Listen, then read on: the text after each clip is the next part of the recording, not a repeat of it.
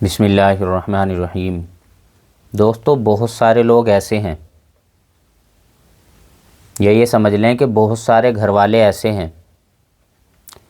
کہ اگر ان کی نظر چپل اور جوتے کے اوپر پڑی اور انہوں نے یہ دیکھا کہ چپل اور جوتے الٹے پڑے ہیں، تو دوستو بہت جلدی وہ یہ کوشش کرتے ہیں کہ چپل اور جوتے کو سیدھا کر دیا جائے۔ ماں بچے سے کہتی ہے، بچہ نہیں ہے تو خود جلدی کرتی ہے، اسی طریقے سے باپ ہے تو وہ خود جلدی کوشش کرتا ہے کہ میں اس کو سیدھا کر دوں۔ اور چپل اور جوتے کے الٹا ہونے کے تعلق سے لوگوں نے الگ الگ باتیں نکال رکھی ہیں۔ کسی گھر کے اندر یہ بات مشہور ہے کہ اگر چپل اور جوتے الٹے پڑے رہے تو گھر کے اندر نحوست آئے گی۔ کسی میں یہ بات مشہور ہے کہ بے برکتی آئے گی۔ کسی میں یہ بات مشہور ہے کہ مصیبت آئے گی۔ کسی میں یہ بات مشہور ہے کہ بندش لگ جائے گی۔ کسی میں یہ بات مشہور ہے کہ اگر چپل جوتے الٹے پڑے رہے اور ایسے ہی پڑے رہیں گے تو شیطان ان پر تخت بنا لے گا۔ یعنی الگ الگ اعتبار سے گھر کے اندر الگ الگ باتیں مشہور ہیں، اور گھر والے اتنی جلدی کوشش کرتے ہیں اور ایسی کوشش کرتے ہیں ان کو سیدھا کرنے کی، اگر وہ اتنی ہی کوشش اپنے آپ کو سیدھا کرنے کی کر لیں تو دوستو گھر کے سارے لوگ سیدھے ہو جائیں۔ تو دوستو چپل کے الٹا ہونے کے بعد اس کو سیدھا کرنے کا تعلق ان چیزوں سے نہیں ہے، یعنی بے برکتی سے نہیں ہے، نحوست سے نہیں ہے، لڑائی جھگڑے سے نہیں ہے، مصیبت سے نہیں ہے، شیطان کے تخت سے، ان سے بالکل نہیں ہے۔ یہ تو پھیلائی ہوئی باتیں ہیں، یہ توہم کی باتیں ہیں، یہ بری باتیں ہیں، ان کا کوئی بھی چپل سے لینا دینا ہی نہیں ہے۔ چپل کو سیدھا کرنے کا تعلق آداب سے ہے، سلیقے سے ہے۔ یعنی بھئی چپل الٹی پڑی تھی اسے اس لیے سیدھا کر لیا کہ بری لگے گی، آداب نہیں ہے، اچھی بات نہیں ہے، اس لیے میں نے اسے سیدھا کر لیا، بس اس کا تعلق اسی چیز سے ہے کہ کوئی آدمی آ کر دیکھے گا کہ بھئی چپل الٹی سیدھی پڑی، اس کے ان کو تو سلیقہ ہی نہیں ہے، ڈھنگ نہیں ہے، تو یہ چیز بری ہے اس لیے میں نے اس کو سیدھا کر دی، اس کے علاوہ اور کچھ نہیں ہے۔ کیونکہ دوستو چپل اتارنے کے ڈھنگ سے، اسی طریقے سے چپل پہننے کے ڈھنگ سے، اسی طریقے سے چپل کے اور جوتے کے کلر سے بہت سارے جو صحیح لوگ ہیں وہ پہچان کر لیتے ہیں کہ اس گھر کے لوگ کیسے ہیں، یا اس چپل اور جوتے کو اتارنے والا، پہننے والا اور اس کے کلر والا کیسا آدمی ہو سکتا ہے اور اس کا مزاج کیسا ہو سکتا ہے۔ چپل کے اتارنے، پہننے اور کلر سے ہی آدمی پتہ لگا لیتا ہے۔ اس لیے ہمیں یہ چاہیے کہ ہم اپنے جوتے اور چپل کو سیدھا اتاریں، جہاں اس کو اتارنے کی جگہ ہے وہاں پر اتاریں، اور جہاں پر اس کے رکھنے کی جگہ ہے اس کو وہاں رکھیں۔ بہت سارے گھروں کے اندر یہ بات بالکل نہیں ہے،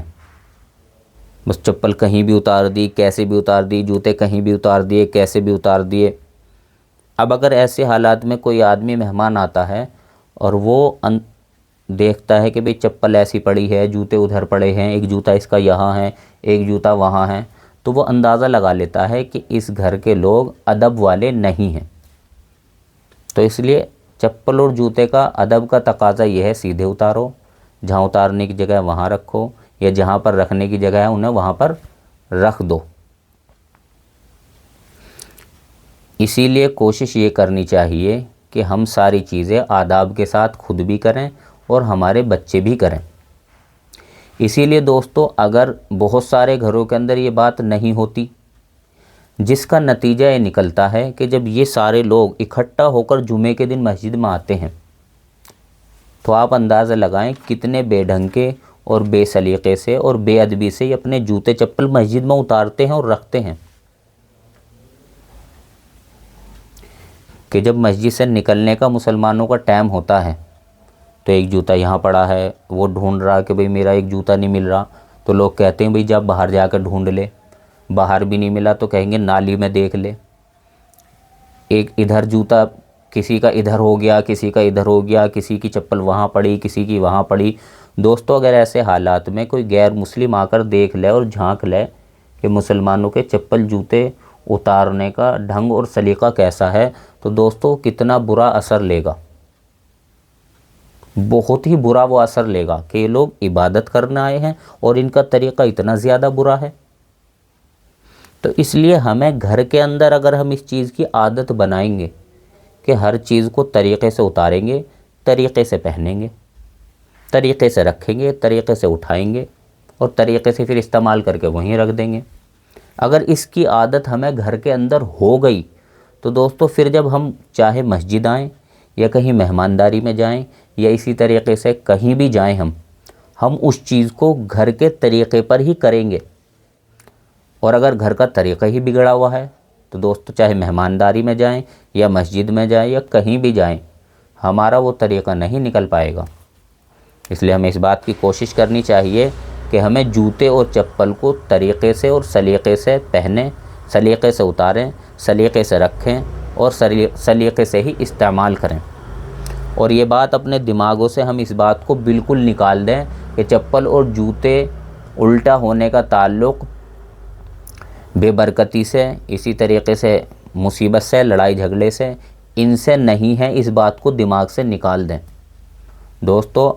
اصل وجہ مصیبت کی، نحوست کی، لڑائی جھگڑے کی، بے برکتی کی اور اسی طریقے سے اور دقت پریشانی کی، ان ساری چیزوں کی جو اصل وجہ ہے وہ ہمارے گناہ ہیں۔ سب سے بڑی نحوست، سب سے بڑی بے برکتی اور سب سے بڑی دقت اور سب سے بڑی پریشانی ہمارے گناہ ہیں۔